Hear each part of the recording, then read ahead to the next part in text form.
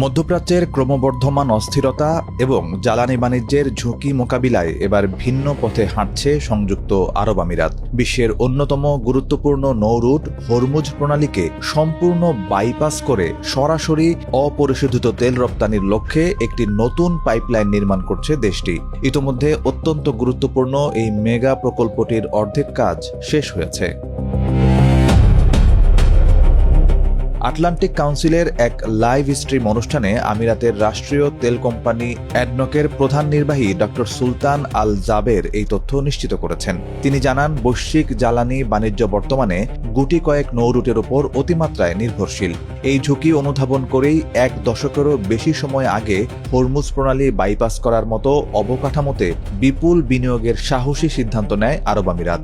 গত বছর শুরু হওয়া এই নতুন পাইপলাইনের কাজ ২০২৭ সালের মধ্যে ১০০% শেষ করে চালুর লক্ষ্যমাত্রা নির্ধারণ করা হয়েছে। তবে সম্প্রতি ইরানের ড্রোন হামলায় অ্যাডনকের বেশ কিছু অবকাঠামো ক্ষতিগ্রস্ত হওয়ায় সেগুলো পুরোপুরি সচল করতে কয়েক মাস সময় লাগতে পারে বলেও তিনি জানান। বর্তমানে আরব আমিরাতের একমাত্র সচল বিকল্প রুট হল হাবশান ফুজাইরাহ তেল পাইপলাইন, যার মাধ্যমে দৈনিক ১৮ লাখ ব্যারেল তেল হরমুজ প্রণালী ছাড়াই আন্তর্জাতিক বাজারে পাঠানো যায়।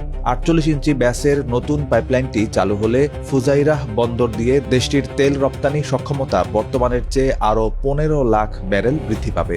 এর ফলে ২০২৭ সালের মধ্যে এই রুটে স্টোরেজ সহ মোট রপ্তানি ক্ষমতা পৌঁছাবে প্রায় ৪০ লাখ ব্যারেলে। এটি সফলভাবে চালু হলে আরব আমিরাত তাদের উৎপাদিত প্রায় পুরোটাই হরমুজ প্রণালী ব্যবহার না করে সরাসরি ওমান উপসাগর হয়ে ভারত ও চীনের মতো এশিয়ার বড় বাজারগুলোতে নিরাপদে পাঠাতে পারবে। এদিকে গত ১ মে তেল উৎপাদনকারী দেশগুলোর সংগঠন ওপেক থেকে আনুষ্ঠানিকভাবে নিজেদের প্রত্যাহার করে নেয় সংযুক্ত আরব আমিরাত। হরমুজ প্রণালী বন্ধ থাকার পাশাপাশি দৈনিক ৫০ লাখ ব্যারেল তেল উৎপাদনের উচ্চাভিলাষ এবং ওপেকের নির্ধারিত কোটার সঙ্গে দীর্ঘদিনের দ্বন্দ্বই এই আকস্মিক প্রত্যাহারের মূল কারণ বলে মনে করছেন বাজার বিশ্লেষকরা।